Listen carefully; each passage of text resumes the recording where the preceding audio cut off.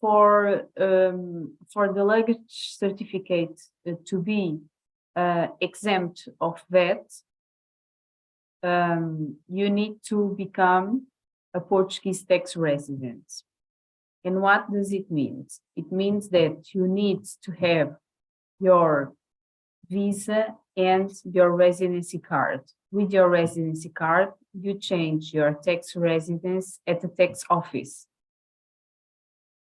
And then you can ask for the luggage certificate. Right. Of course, this is the process by the book. And this is the process that we have to tell our clients because it's the one by the book. Yes. Some clients of ours went to very, very small village and they changed the address to Portugal without a resident permit. And they managed to get the luggage certificate before the resident permit. Okay. So there are mixed outcomes with this. Yeah.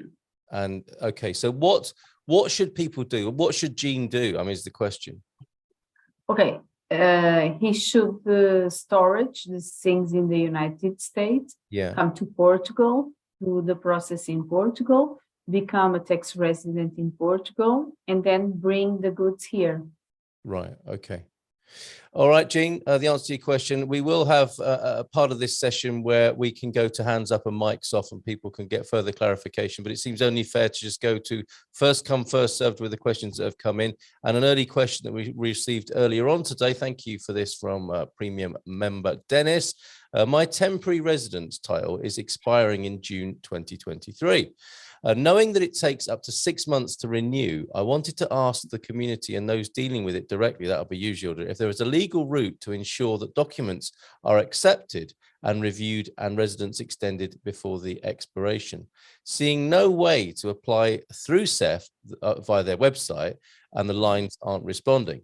Have had residence permits since 2015 under investor visa. I've also applied for citizenship, but the process will probably take at least until 2024.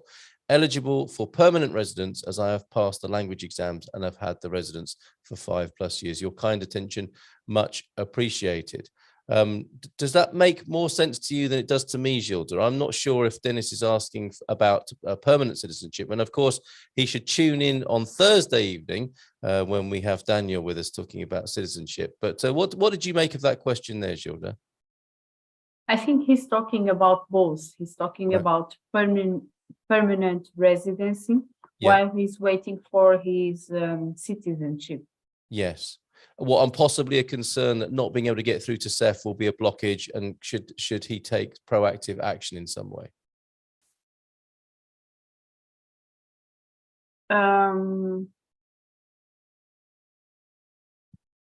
I didn't understand that. I need to see the question. I can see the questions now. Oh, okay, excellent. All right. Well, do you want to dwell on that for a moment, or should we move on?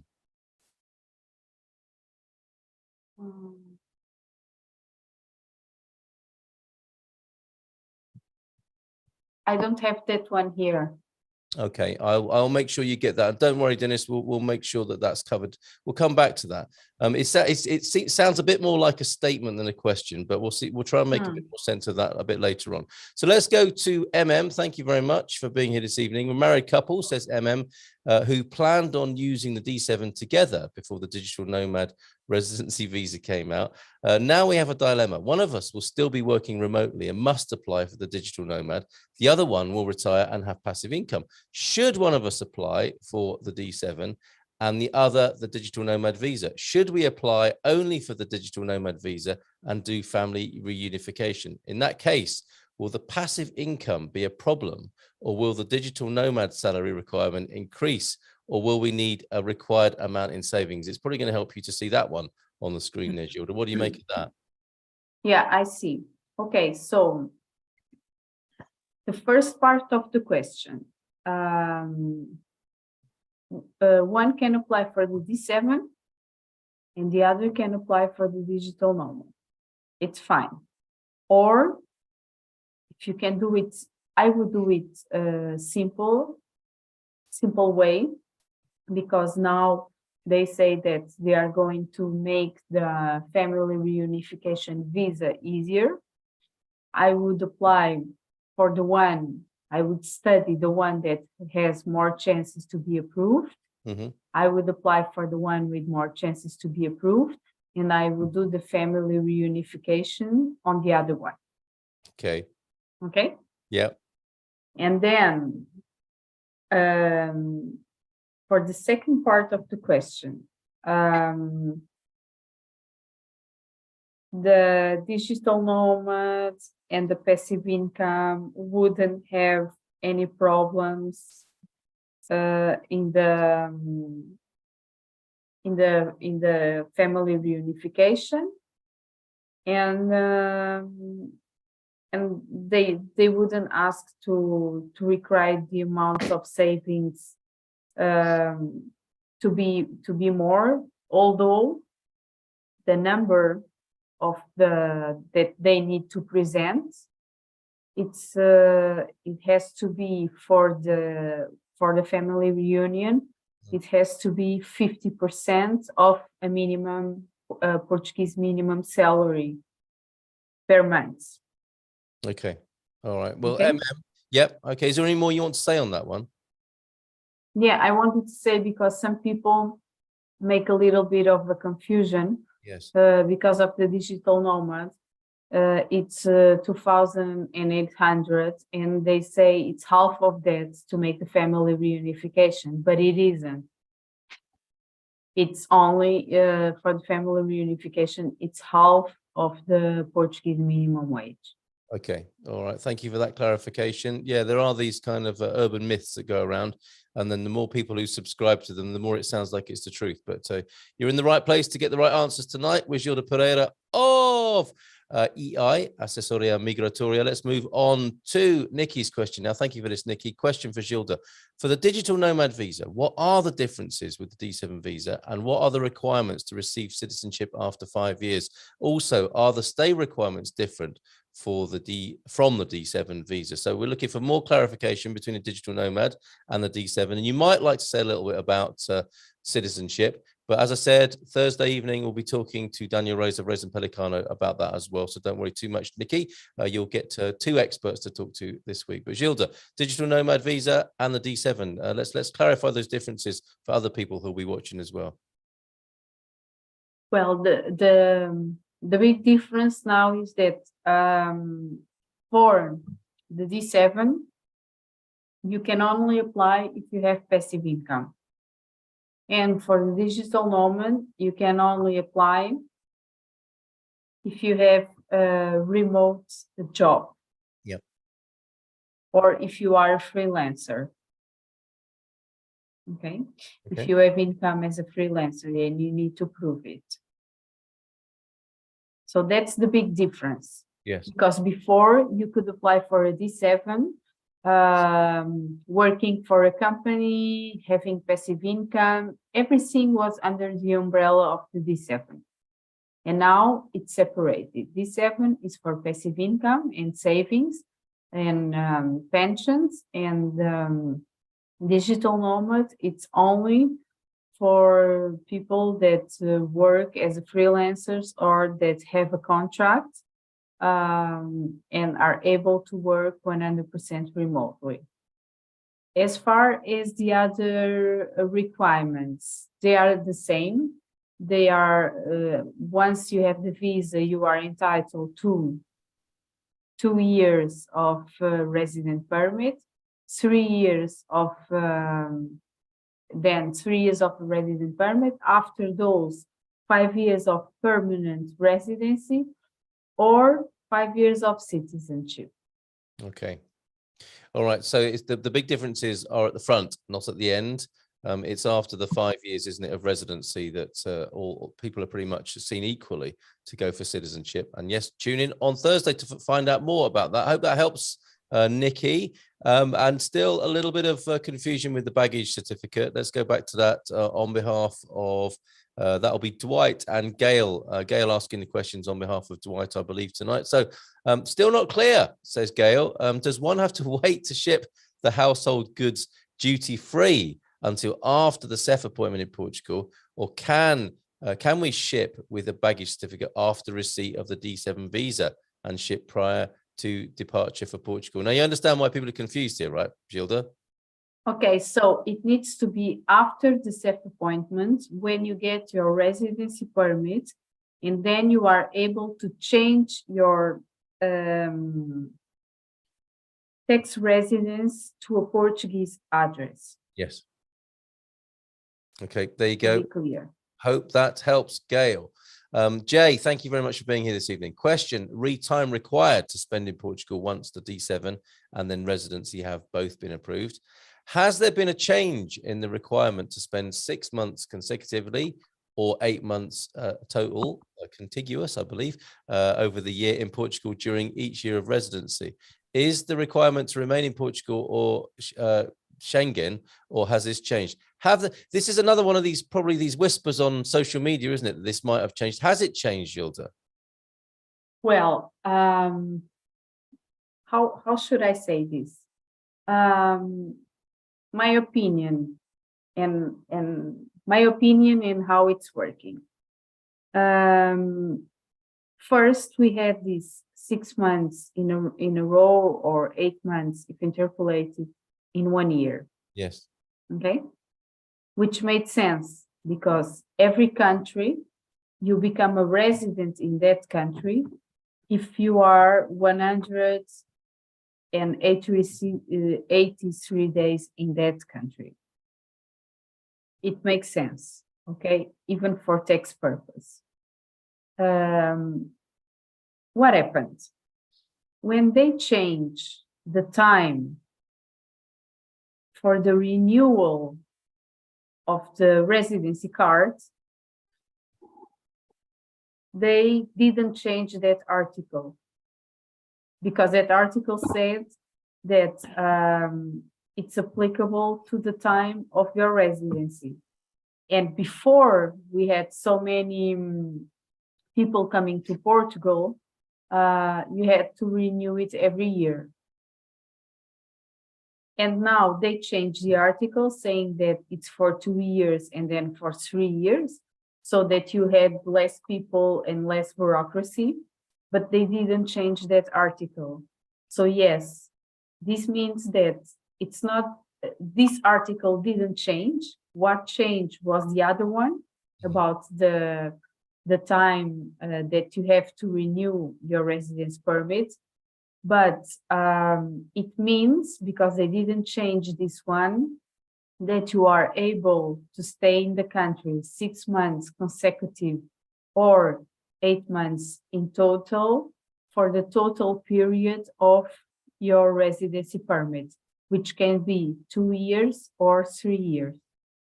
Okay. All right. So hopefully that helps, Jay. And we understood you meant Schengen rather than Chignon, whatever that is. Okay. Thank you very much, Gilda. Have you had a chance to look at this? I've put the text up of Dennis's question in a message to you. So this was: my temporary residence title is expiring in June 2023. Knowing that it takes up to 6 months to renew, I wanted to ask the community and those dealing with it, and that'll be you, Gilda, if there is a legal route to ensure that documents are accepted and reviewed, and that residence extended before the expiration. That's the key part of the question, I think, to ensure that the documents are accepted and reviewed and residence extended before the expiration. Seeing no way to apply through CEF and their website, and given that their lines aren't responding, I think that is the problem for Dennis there. Does that make sense to you, that particular question? Yes. Okay, so what's your advice to Dennis in that case? First of all, you should talk to A, because we solve all kinds of problems. Yes. If, don't say yes like that. No, what I'm saying yes about, Gilda, is that you said A, and I wanted to jump straight in there to say that E. I've been calling you EI, and I often do, and there you are saying A, and Dennis is thinking, hold on a minute, just speak to A. EI is who you should be speaking to. So yes, Gilda, carry on, please. Okay. Then what is happening is that we have been able to make renewals online.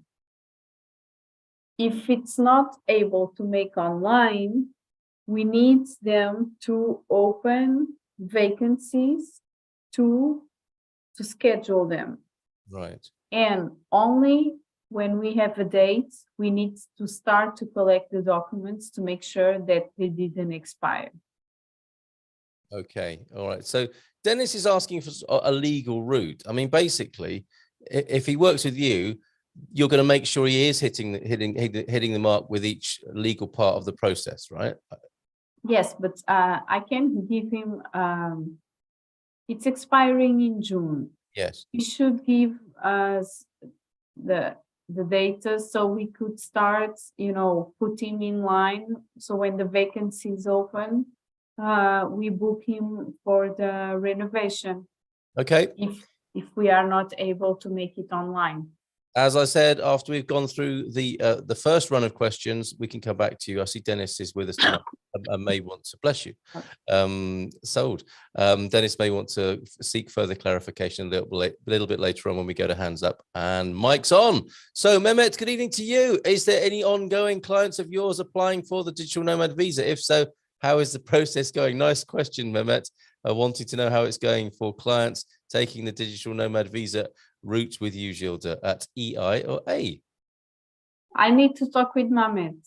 Okay. Are you summoning him to the microphone now, or should we speak to him a little bit later on? No, because he had some kind of conversation with Christina, okay, which I didn't understand the words. It was a weird exchange of emails. yes. So I sent him an email saying we need to talk. Yes. But then I went to Italy, so I couldn't.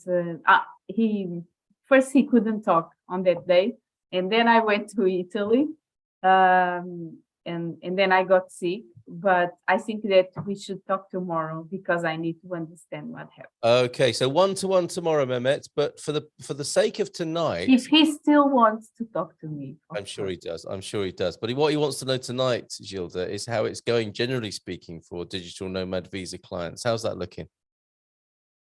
It's looking good. We have done some of them. The problem is that some consulates still say that they don't know how it works. We need to explain them. Here is the law, blah, blah, blah. Oh, the same. Okay. And some of them say that they don't have enough people. And now, one news, because it's going to be vacation, the consulates are going to be on strike for Christmas. How convenient. Hold on a minute. Did you say strike or holiday or both? No, it's going to be strike so they can make a bigger holiday. Okay, well, that's news to me, and I suspect to others here, and not great news at that. What is the scope and likely impact of the strike that you speak of, and who's it going to affect? Let me see here. Who's taking the action? The strike goes from 6 weeks. Really? From 5th of December to 12th of January. My goodness. Okay, and which would have included the Christmas break that they might have had anyway. Let's point out, shall we, that many Portuguese workers only get maybe 2 days off at Christmas. It's not like the shutdown that some professionals are used to around the world. But what they've done there with their industrial action is to shut down from the first week in December through to almost the second week in January. 6 weeks of vacation. Which strike. Okay, industrial action. And is this across the world in all consulates or particular ones? Yes, across the world. Okay, all right, that's a bit of a bombshell tonight. Okay, I wasn't aware of that. Thank you for updating us on that. And I mean, I guess, it would be crystal ball stuff, but what's the likely impact of that, Gilda? It says here that it's going to create chaos Create what? around the consulates in the Oh, world. okay. Yeah, chaos. Okay. All right. Sorry. Chaos, yeah. Yeah. Okay. All right. Well, yeah, clearly. And then we'll be looking at delays of that amount of time if they're not working for that amount of weeks, and then the catch up that's required in the wake of that as well. That's pretty serious stuff. I'm thanking you for telling us. It's not great news to hear, but it is something people need to be aware of, obviously. The global nobles are here. Let's move on then for the time being. Mehmet, we may speak to you a bit later on regarding your specifics, and certainly Gilda's waiting for your call tomorrow to the office. Global nobles, Greg. No, I will send him a link so we can make a Zoom or. Very good. Okay, thanks for that, Gilda. Regarding luggage, then, we are coming for an initial 1 week set up the unfurnished apartment trip. I like that, in inverted commas, before our second official and final trip on our D7 visa. So if we bring 6 suitcases with us with a combination of our clothing, a few kitchen items, this is very specific, Greg and Amy, a few kitchen items like spices, 2 favorite pans, and a new dog food for a highly allergy sensitive dog, will we have an issue? It's also what we would bring as tourists if we were just coming to Portugal for a 3-month vacation, staying in an Airbnb. Would customs charge us taxes? Now, quite a lot of smart people are bringing their belongings with them, aren't they, via their luggage? And what they're finding is that you don't get yourself into trouble. But again, it's crystal ball territory. We can't make that sort of assumption, can we, that there won't be any checks or any customs charges? But that is quite a good way of doing it, would you say, Gilda, to bring in extra cases on arrival into the country as tourists? Yes, sometimes there are problems with computers and things like that. Yes, but probably not dog food. No. Okay, all right. And your favorite kitchen And items? by the way, for people that come to Portugal, I know a very good vet in Lisbon. There you go. That I refer to my clients, and my clients, sometimes I go there and I don't even remember because they were clients from such a long time ago. And the vet tells me, "Oh, those were your clients," and I said, "Oh yeah," because she's very good. So there you go, Global Nobles, Greg and Amy, a vet recommendation, as well as, I think, a bit of a nod towards how that's going to be probably okay for you. But obviously, when we're not going to be there at customs and coming into the country waiting for you. But it looks like that will be a fairly useful, practical, and advantageous thing to do for you there. Dennis, thank you for this clarification. Question is, okay, this is great. Sorry I made such a mess of this earlier on, Dennis. CEF customarily accepts extension less than 90 days before expiration and never extends in less than 5 to 6 months. Is there a way to get to them with either extension or applying for permanent earlier under any extraordinary circumstance? And that extraordinary circumstances in Bunny is there need to be free to travel and may not be if not extended in time. Does that make further sense to you, Gilda? Yes, it makes sense, but at this time it's not working. So it being their system, the CEF system. Yeah. Okay. Right. So in theory, yes, but it's not working, Dennis. So we can't give you any better news on that, I'm afraid to say. Since the pandemic situation, it's not working. Okay. All right. Thank you very much for that, Gilda. Going back to Gail, can I apply for a D7 if I have passive income and may also be doing a remote digital part-time job? What if they are the same? So we have to store our goods here until then, says Gail, as far as the baggage certificate goes again there. Well, you have to choose if you want to apply for the D7 or for the digital nomad. Okay. You cannot apply for the D7 using your remote job as an income, right, or as part of your income.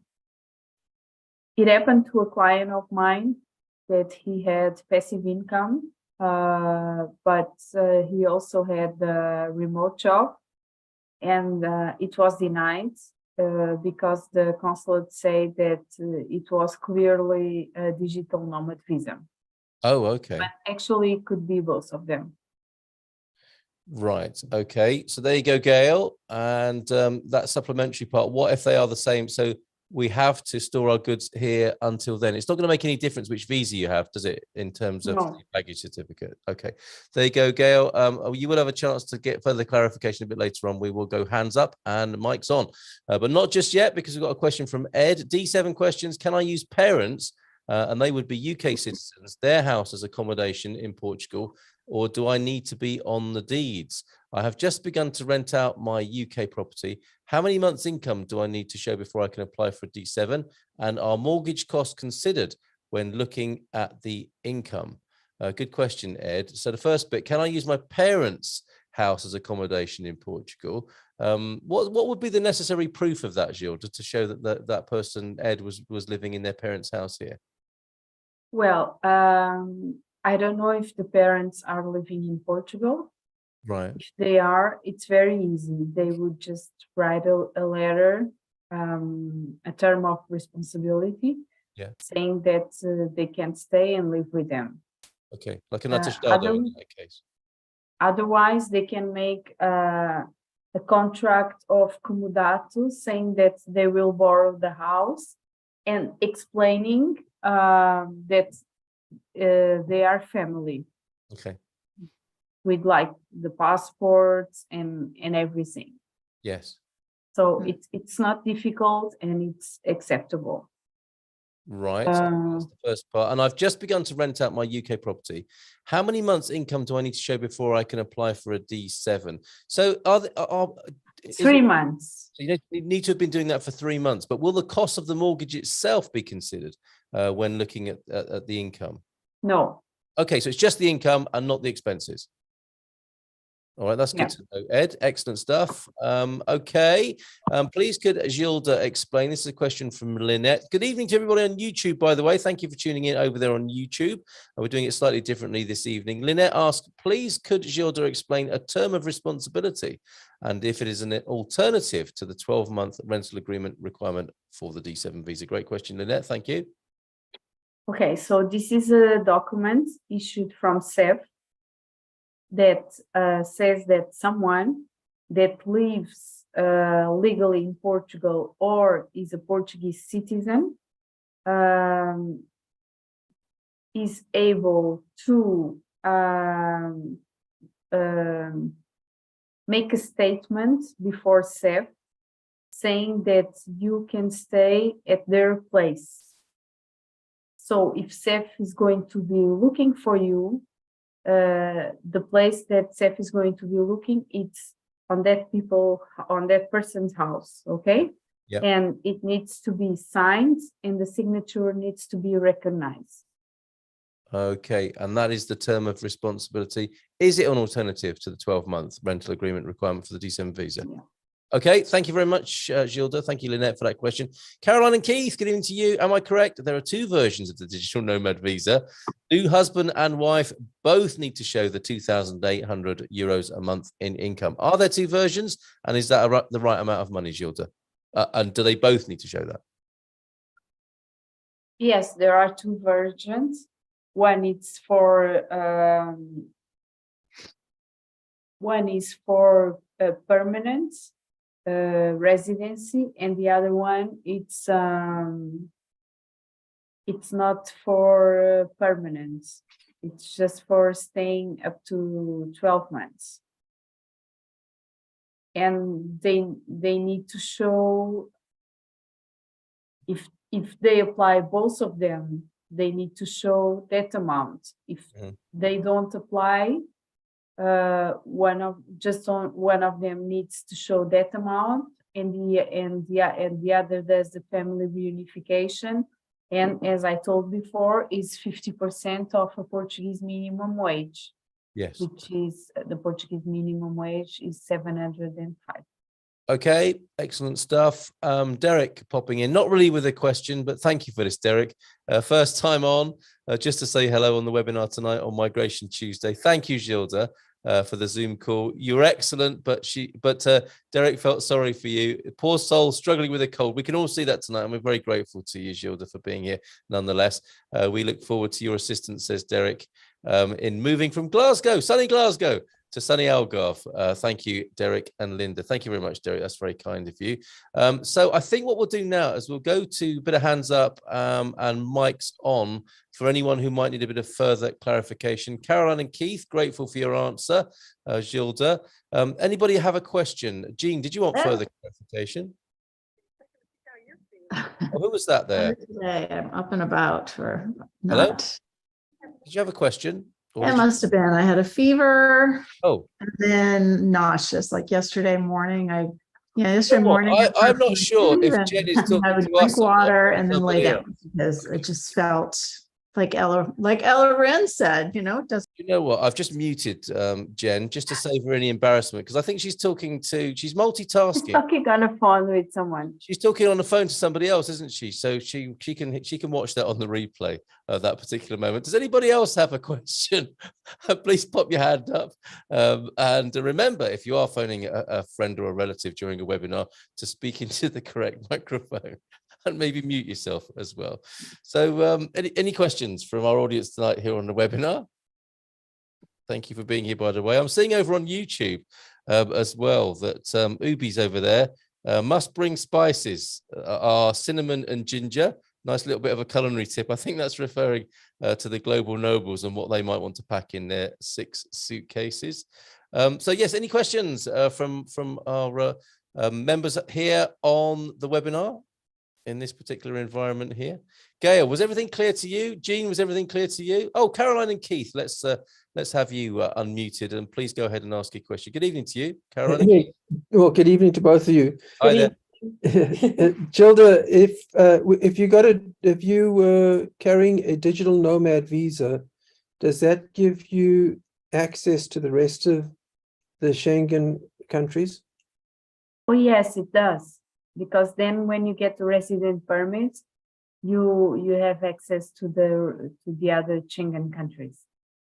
Excellent. Thanks very much. So Gilda, if you go for I'm sort of thinking about this is Caroline, by the way, I'm thinking about the digital nomad visas version 1 and version 2. If version 1 is you just want to work for a year in Portugal, there aren't residency requirements or renting a rental agreement requirements either. Is that correct? Yes, but in that version you cannot, as it's not a residency one. In that one you are not able to be free to go to the other countries. Okay, great. Thank you. Thank you. Appreciate all that you guys do. Really, these Tuesdays are really helpful. Yeah, we've got a call schedule with Christina too. Fantastic. Oh, excellent stuff. How's it all going, generally speaking, Caroline and Keith? Good. We've just sort of started in this process, but we're really excited, and I'm so happy to have found this group. I mean, everybody's incredibly supportive, and there's so much great information within the community. So we're really excited. So we're coming for our first visit in January to sort of check things out, properly. But we're there for 4 weeks, so we're really excited. Superb. Sounds great. Great fun. Excellent. All right. Well, thank you for asking your question tonight, and all the best. Bon voyage to you. All right. Bye for now. Global Nobles, look at those trainers, everybody. Global Nobles, Greg and Amy, what's your question? Good evening to you. Yes, thank you, Gilda and Carl. So here is our question. Both of us had our San Francisco VFS appointments in July. I received my approved visa 21 October. Greg is still waiting for his. We spoke with Christina and we wrote to the consulate and they said to wait, and they couldn't do anything until after the Thanksgiving holiday and to check back in and then they could, the word they use, escalate it with Seth to ask about Greg's. However, with this new strike looming, it doesn't sound like that would be, our plan B is to request, since our passports or Greg's passport is with VFS in San Francisco, we can ask for an emergency passport. We might do that to at least just come over to be able to set up our apartment, because it's been waiting for a while. What do we think?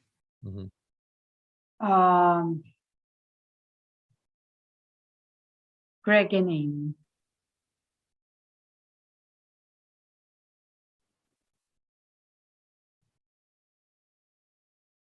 You're making a few notes there, Gilda. Yeah.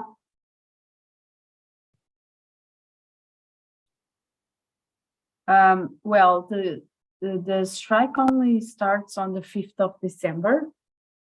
So my opinion is that we try to do something until then, and then you ask for the passports, and you come and you do the family reunion, or is that not an option for you? We could. So we have to get our passport, Greg's passport, back from the San Francisco consulate, or we can request through the U.S. State Department and a temporary one, and wait for that. Right. Yeah. I think you can request a new one, and wait for that one. I'm just thinking about our friend Martin, who went to Seattle to request a new one, and then when he got the new one, he got the visa the next day. Oh, really? Okay, so you just never know, though, do you? How does that sound to you, Greg and Amy? It sounded like it was a bit of a surprise, a bit of a plot twist for you, possibly there. Yeah, I'm just worried that we might not have his back until after January. Yes. Realistically, if it's not on its way right now. Yeah. Yes, Caroline. Because I would imagine they'll be off for a couple of days for the Thanksgiving holiday here in the US. Yeah, another delay. Yeah, indeed. What do you think, Gilda? Yes, I'm sorry. I think that you should come. You should come with an urgent passport, and let the time come. And let the time come, and then when his visa comes out, it's fine. I would do that if I were you. There you go, Greg and Amy. Thank you. Does that change the evening a little bit? I think we might have lost you there. No, it's excellent. Oh, okay. No, good. it's excellent. Thank you. Yeah, thank you both. This is great news. We've just been waiting, and we're just so excited. Yeah. Right, fantastic. Well, keep it up. Keep it up. We know it's difficult. It's very difficult when things are in the hands of Seth, of course, with all we've been hearing tonight. But yeah, keep your chins up, everybody, and we're rooting for you. Oh, I love this comment here from Dennis. Sure. What? Muito obrigado for this superb forum. E vou contactarei e Gilda em breve. Very good. Skills. To speak Portuguese. Is that aimed at me, Gilda? How do I put my hand up, says Gail, for further clarification of prior question. Gail, you are unmuted, and I think if you go ahead and you're not talking to a friend or someone else on the phone, you'll be talking to us. Gail, are you there? Oh, you've muted yourself up now. You were, there you go. Try that. Can you hear me? Perfectly. Good evening to you. I don't know how to get my video on or my type. We can hear you loud and clear. I guess I'm still confused about why you can't send your, if we're going to apply for our D7 and found out we have to go to San Francisco after our scouting trip this coming January. So we go and we apply for our D7 in San Francisco, and we come back and say when we're leaving. So we cannot ship our goods that we're going to pack up from our house until after we get to Portugal on our D7 months later. And our SEF appointment, we've got to store all our household goods during that time here in the US. I'm sorry, Claudia. Yes. Wow. With all the delays. So that's the only way to do it duty free. Yeah. Sorry, it's not better news, Gail. Well, I mean, I just don't understand how you arrange for your goods to be shipped if you're going to be in Portugal and we store things here, how you arrange for all that when you're not here in the US, or people having to come back to the US just to arrange their shipping of their goods. You can work with a shipping company to do that, and you will find one in the Expats Portugal Business Directory. Well, we're thinking of going with EI. We were thinking on our trip to our scouting trip in January that we would mid-January for a month to 6 weeks that we may go ahead and pay for the initial consultation with Gilda's group. Yes. And then we can ask more questions and find out, you know, how we plan for our long-term, where we're going to live. Yes, of course.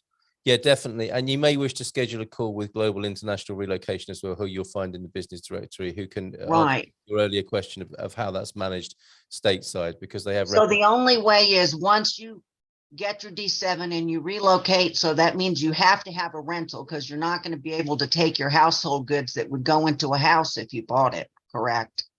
And I guess my mind is boggled. It's kind of like with all the delays, you don't really know what to expect of when you're going to be there, when you're going to get your D7, and when you can finally get settled. I think we've got somebody else's unmuted call in progress as well. Would you mind muting up whoever that is? Thank you. Sorry, Gail, go ahead. Well, I guess it's just, it seems like there's a lot in the air because of all the delays and everybody applying for things, and now these strikes that you don't really know if you're applying for your D7. Yeah. And with all these unknowables, how are you able to get an airplane ticket saying when you're going to arrive and what your itinerary is and all of that if you don't know when anything's going to happen? You make a very good point, Gail, and Mehmet's got a great piece of advice here. Have a look at the Expats Portugal forum, says Mehmet. We have discussion ongoing where people share their experiences. Now, you'll find out what other people are doing, and I understand how your mind's boggled. It does seem very daunting and stressful. Let me tell something to Gail. Yes. I know it sounds crazy, and it may seem very stressful, but I work with this for 8 years, and I can tell you that many people did it, so you can do it too. They don't schedule their airplane, their ticket, because I thought you had to have an itinerary and a well, when we do the process for our clients, we do schedule. We have an itinerary only for the process, and then when the visa is approved, then the client chooses when he wants to come. So we don't have to have a ticket booked at the time we apply for our D7. We just give them an estimated itinerary. Yes. Okay. Does that help a little bit, Gail? It does help a little bit, and we're going to continue to come in on every week. And I've been reading Expat, the forum daily. Yeah. Well, you can just trying to wrap my mind around it. I will give the floor back. No, I understand that, Gail. Thank you for asking your question. I understand how stressful it can seem, and you're in good company with people who are on the same part of the process, people who've already arrived, and people who can help you from their own experience. I think the big thing that scares me is we have 4 cats, which we're going to have to do transport cargo. Yeah, understood. And when you don't know what's going on and they can't be transported during, you know, certain temperature levels, which might be if we're delayed till next summer and then we can't export the cats. Yes. What if you have to redo your D7 because you can't leave when that window is because of something like that? What do you do? Are you able to reapply or get the D7 extended? Gilda? No, you cannot get your D7 extended. Okay. But we have also a lot of experience, Gail, with people who've moved cats across from the United States as well. Okay, so there's a good body of knowledge and experience in the forum and in the community of people who've done the very thing that you're doing.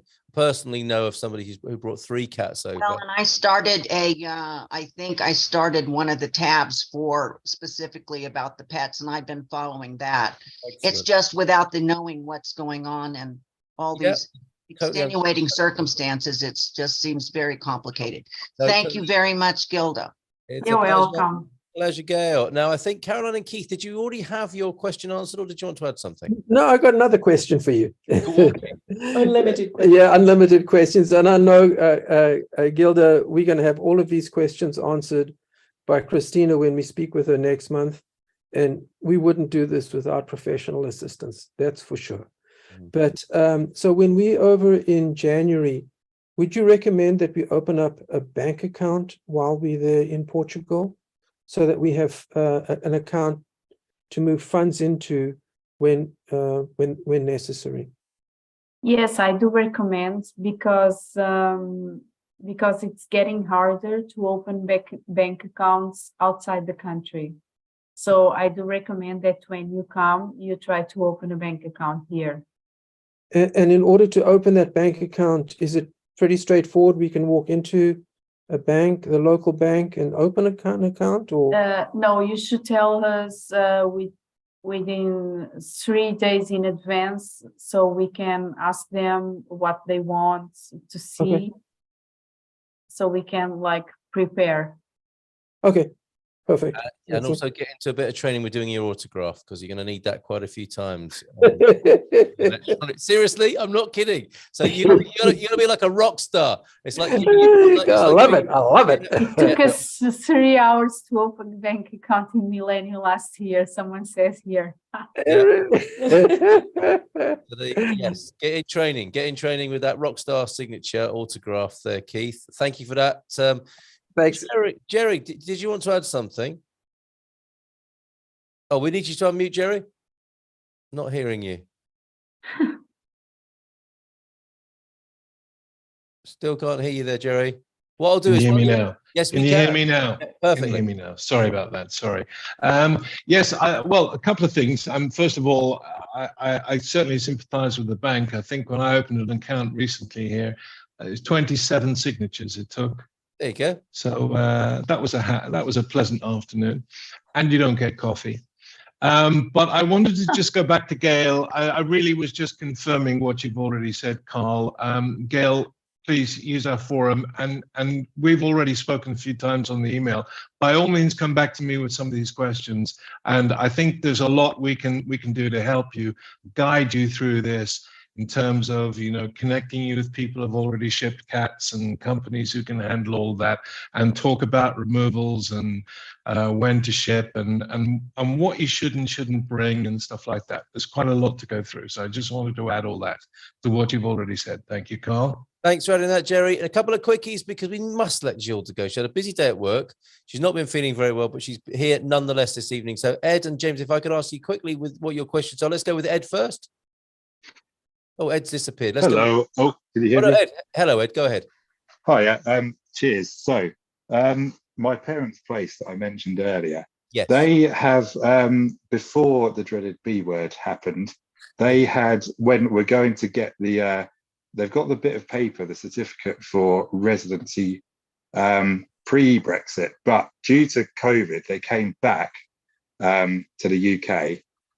So I've currently got the certificates signed by the council in my hand. Can they still go and get them changed into a residency card? Gilda, what do you think? Yes, they can. They now Fantastic. They can. They now need to go to a city hall or to some other place and change it to a residency card, but only don't take too much time, because they should have gotten an email, didn't they? I will ask them, but that's great. Thanks for clarification. You sound relieved, Ed. Good news. Excellent stuff. Thanks. All right. All the best to you. So final question of the evening. We need to let Gilda go and probably get a rest. James, adventure filmmaker, go ahead. Good evening, boa noite. Boa noite. In September, my brother and I used Casa Portuguesa to acquire an apartment in Estoril. So thank you very much for that. And so now we've applied for our D7 on October 26th. And so we're waiting for our D7 approval, hopefully. So my question is, we'd like to use your services for the CEF appointment. When is the best time to connect with you to get that going? But you already have your visa? We do not have the visa yet. We've applied for it last month. So as soon as your visa is approved, there is going to be a link there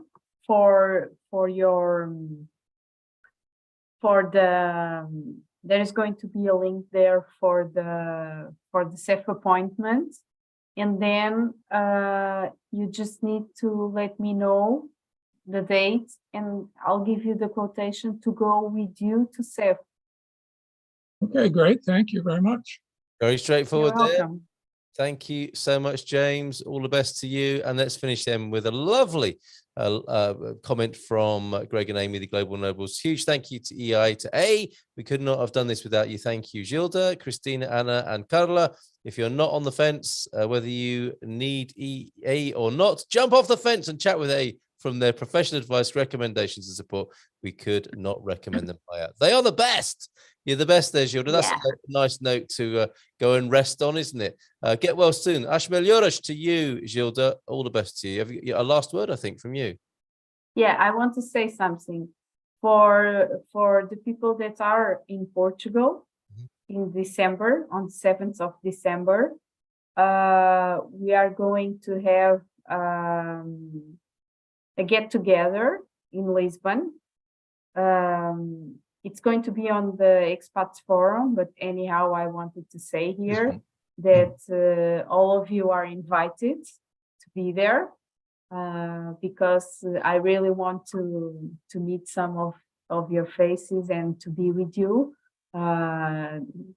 So the more that can come, it's going to be good to meet you. And we are going to have a fado singer, so it's going to be nice. Wow. Jerry's been training, right? Gilda, I heard that you were going to sing. No, it's going to be much better than that. Oh, no. no. It's not Jerry and not Gilda. No. It's a fado singer. Okay.